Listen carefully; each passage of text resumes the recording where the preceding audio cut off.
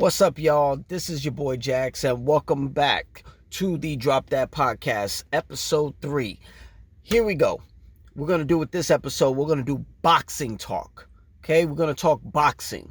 Let's get into the shits. The results of Canelo versus Jermell Charlo for the undisputed 168-pound championship.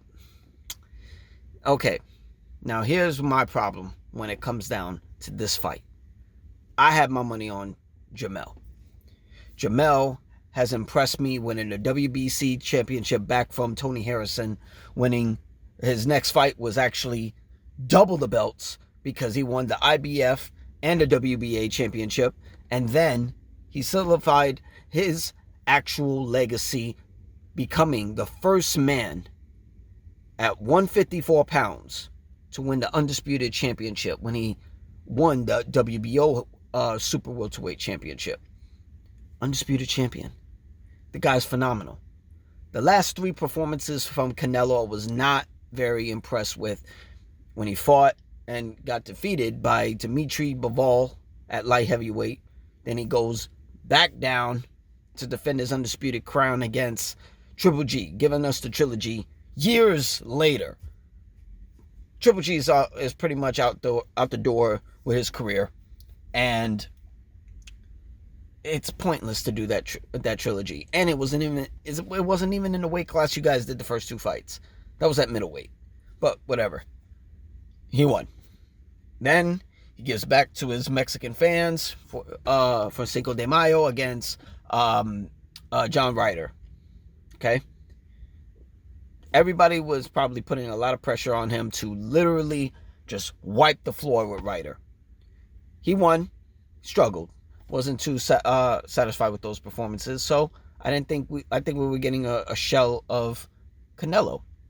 But I looked at it as Canelo versus Charlo, 2 competitive, hungry, undisputed champions that are great at counter strikes. It's who's going to have the greatest game plan going into the fight.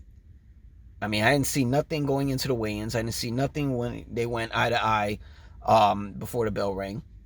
But then here comes the performance. Canelo applies the pressure, 12 rounds straight. Pretty much, Jermell takes a knee. Did he need to take a knee? I don't know. Maybe he needed to get himself together because that shot was a good shot. But he didn't make it competitive. I was very, very disappointed on how he came in this fight. People are saying he did it for a paycheck, so, whatever. I mean, if you got a paycheck, cool. But the only thing I don't understand is when people, if we're going there to get a paycheck from the Canelo fight, would you believe that you were going to get a rematch? Who gets a rematch other than Triple G when it comes down to Canelo? Triple G got a rematch because we all know Canelo lost the first fight against Triple G. But whatever, he won as far as the cards go. Once you lose to Canelo, especially if it's not competitive, you don't get a rematch. That was the disappointing thing. I could take a loss if Jermell, okay, Canelo had the better game plan. He lost. Okay, he took the L. He could take a L. Okay, he'll come back stronger. It's just he didn't compete. Why? I don't know. They say, it was a big deal. He jumped up 2 weight classes. Who gives a flying fuck? He already said it himself. That was like the walking weight he was at. But, you bulk up.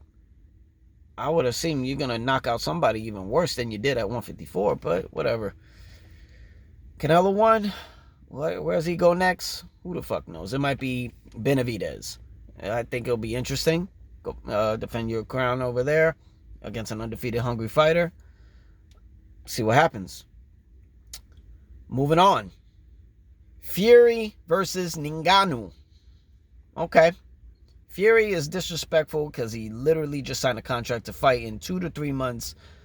Usyk for the undisputed heavyweight crown in Saudi Arabia. Okay. Tyson is training Francis. This is Francis' debut boxing fight.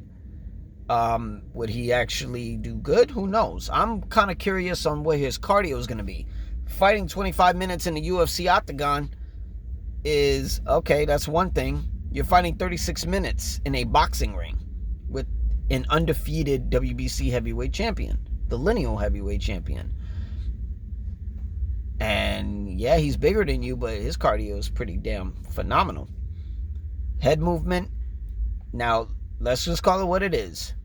I mean, we don't know how that right hand in a boxing glove with Ngannou is compared to a right hand in the boxing glove with Deontay Wilder. Who got the hardest punch, Francis or Wilder? Who knows? It's yet to be determined. Fury got up when he got knocked down 4 times by Wilder. Can Ngannou ruin what happens? I don't know. This is not for the title. What happens if Francis knocks out Tyson Fury and then Fury still got to defend the WBC heavyweight crown against Usyk for the undisputed crown as well? That's a little tainted in that fight now. That means Francis Ngannou will be the uncrowned WBC heavyweight champion. I'm all for the spoilers. I'm all for the fucking smoke.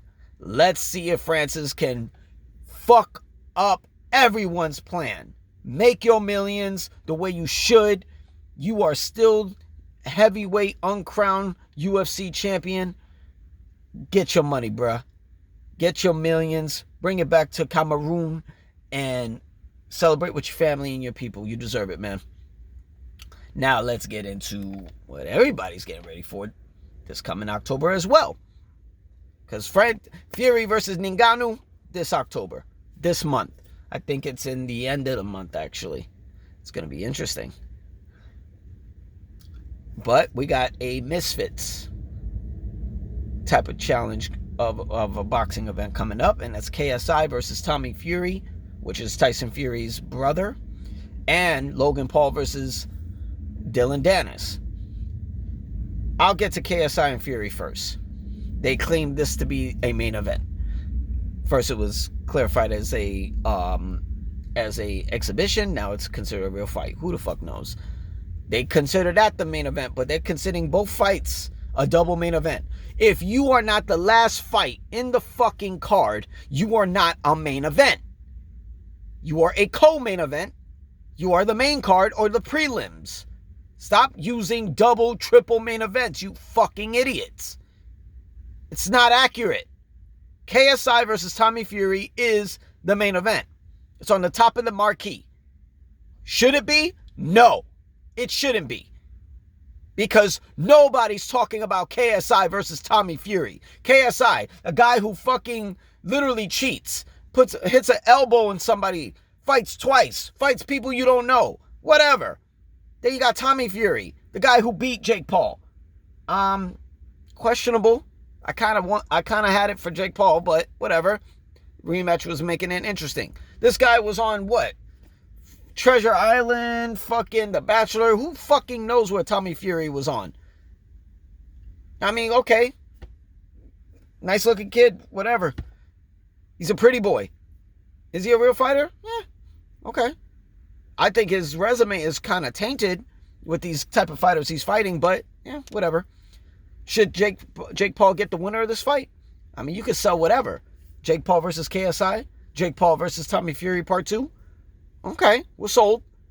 But when it comes down to KSI, I think the problem is, what happens? Who's the A side? Is it Jake Paul or is it KSI? I don't know. I think that's going to be the problem. Are we going to see an MVP being the A side? Or are we going to see the Misfits? And lastly, Logan Paul versus Dylan Dennis. This is the main event, the people's main event that we're all talking about. Dylan Dennis is selling this fucking fight. Logan Paul is not doing shit to sell it. Okay, Dylan Dennis is getting sued by his fiance. Great. Whatever. Why? Okay, he's putting pictures up. He's at least getting the people to talk about this. Nobody's talking about this event. It is what it is. But this is going to be an entertaining fight. Is Paul on steroids? Who the fuck knows? He's a WWE superstar. Dylan Dennis, he hasn't fought in years. Is he going to come up with some strikes? He's a jiu-jitsu guy. World champion jiu-jitsu. but I think it's going to be an entertaining fight. Who's going to come with the real cardio? I think in strength, we got Logan Paul. In cardio, I think we have Dylan Dennis. But we'll wait to get those picks.